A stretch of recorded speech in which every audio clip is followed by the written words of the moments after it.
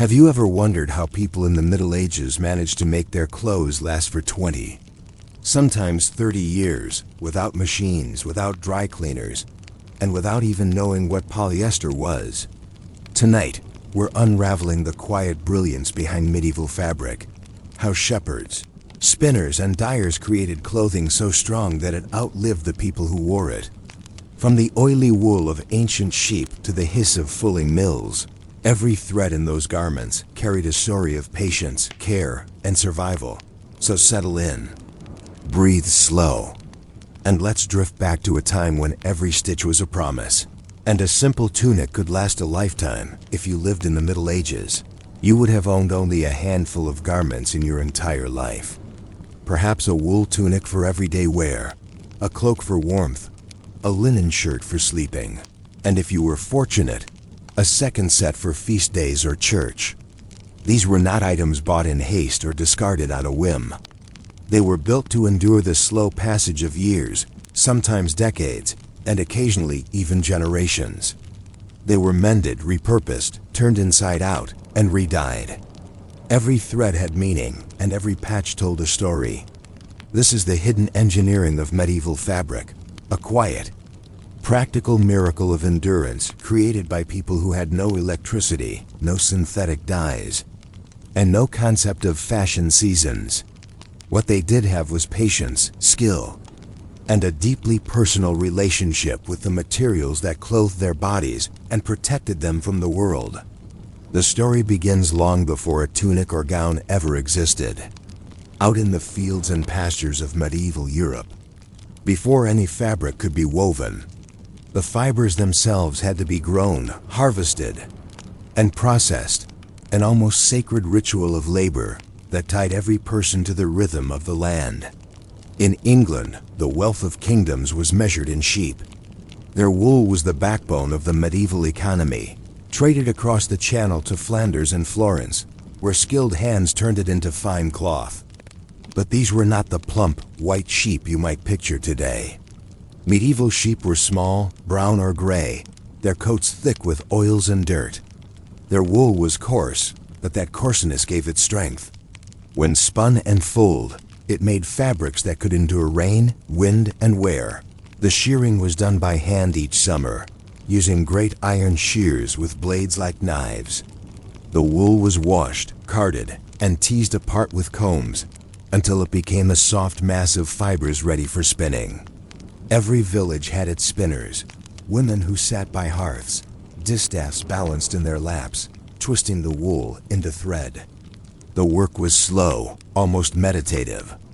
The soft whir of the spindle was a common sound in every medieval home. The phrase spinsters, now an outdated word for unmarried women, originally referred to those who spun wool or flax. It was not an insult then. It was a mark of skill and independence. A good spinner could twist hundreds of meters of thread in a single day, her hands never stopping, even as she talked, sang, or minded children. The motion was learned from childhood and performed without thought, fingers rolling, drawing, twisting, releasing. Meanwhile, in the flax fields, another kind of fabric was being born. Flax plants grew tall and straight, crowned with delicate blue flowers. Their fibers were hidden within the stalks, requiring a long and patient process to release. The plants were pulled up by their roots, dried, and soaked or retted in ponds or streams until bacteria loosened the outer bark. Then the stalks were broken, scraped, and combed until only the shining, hair-like inner fibers remained. These fibers became linen, the cool, smooth fabric that touched nearly every medieval body in the form of shirts, shifts, and undergarments. Linen was the fabric of cleanliness, both literally and symbolically. It could be washed often, it felt gentle against the skin, and its pale color reflected light in a dim world. Weaving was the next stage, and it too required mastery. Before the invention of the treadle loom in the 11th century, weavers used upright, warp-weighted looms that leaned against walls. Strands of yarn hung vertically, weighted by clay or stone, while the weaver passed the horizontal thread through one by one. It was exhausting work, especially for heavy wool. But the resulting fabric was incredibly tight and resilient, capable of surviving years of use later. Horizontal looms with foot pedals allowed weavers to lift and lower sets of threads more easily, creating complex patterns and speeding up production. In cities like York, Ghent, and Florence, entire guilds of weavers worked side by side in narrow workshops, their looms clattering like heartbeat drums. The fabric they produced ranged from coarse homespun for peasants to luxurious broadcloth for nobles, but even the humblest cloth was built to last. Durability came not just from good weaving, but from careful finishing. Freshly woven wool was fulled, a process that thickened and strengthened it. Cloth was soaked in a mixture of water, clay, and sometimes stale urine, then beaten or trampled to shrink and tighten the fibers. The smell was atrocious, but the result was a dense, weatherproof fabric that could resist years of wear. Fullers were among the most important, if least glamorous, workers in the textile chain. In towns, you could often hear the rhythmic pounding of fulling hammers echoing from the mills. It was said that a fuller could recognize the quality of a fabric by the sound it made when struck, once clean and thickened. The fabric was brushed with teasels, spiny flower heads mounted on boards, to raise the nap, making the surface softer. The cloth was then sheared smooth, stretched, and dried in the open air, often on frames known as tenterhooks. The phrase, "to be on tenterhooks," meaning anxious or stretched thin, came from this practice. Next came dyeing, a mysterious and smelly art that required as much intuition as chemistry. Dyers worked near rivers, their vats steaming with concoctions of plant matter and minerals. Red came from madder root, yellow from weld, blue from woad. Black required iron and tannin, while green was achieved by over-dyeing yellow cloth with blue. Each color had its recipe, each recipe its risks. The blue dye woad, for instance, had to ferment for days in a foul-smelling liquid. The dye itself was invisible until the cloth was lifted from the vat. As it met the air, it turned blue before the dyer's eyes. A small, everyday magic of medieval life, color was not only decorative. It carried social meaning. Deep blues and rich reds were expensive and restricted by sumptuary laws, which dictated what colors and fabrics people of different ranks could wear. A peasant might be forbidden to wear scarlet or silk, while a merchant's wife could display her wealth in bright madder or woad-dyed gowns. Even so, everyone tried to add a little color to their wardrobe, a stitched border here, a strip of contrasting cloth there, because to be completely uncolored was to seem poor. The result of all this labor was a piece of cloth that could last decades. But the real secret of longevity came after the garment was made, in the way people cared for it. In a world without closets or detergents, clothes were rarely washed in full. Instead, they were brushed, aired, and carefully maintained. Linen shirts and undergarments were washed often, since they absorbed sweat and oils from the skin. Outer garments, made of wool, were brushed and left to air by the fire or in the sun. To protect them from moths, herbs were tucked between folds: lavender, rosemary, mint, and rue. Cloaks were rolled, not folded, to prevent creasing. And when a hole appeared, it was mended immediately. Every household knew how to sew. Even the poorest peasants carried needles of bone or bronze, kept in small leather pouches. A well-darned patch was a sign of prudence, not shame. Nothing was wasted. When a tunic grew too worn, it was cut down into hose or children's clothing. When those wore out, the remaining fabric became rags, dishcloths, or bandages. Even scraps were saved for stuffing cushions or polishing metal. This cycle of reuse was so complete that historians today struggle to find surviving examples of ordinary medieval clothing. The rich were buried in fine garments that sometimes survived in tombs. But the clothes of common people were worked and reworked until they vanished completely. Yet their absence tells its own story of a world where materials were precious, and durability was not a luxury, but a necessity. Guilds and trades regulated this craftwork with astonishing precision.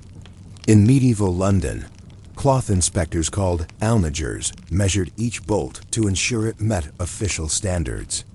A piece of cloth too narrow or uneven could be confiscated or fined. Tailors learned to cut garments with minimal waste, often using triangular gores or pieced panels to stretch the value of every inch of fabric. The tailoring itself was a form of engineering. A medieval tunic, though simple at first glance, was designed for movement and strength. Seams were double-stitched, edges bound with linen, and stress points reinforced. Clothes were fitted, not draped. Even a peasant's tunic might be shaped with careful darts to hug the body and keep warmth close.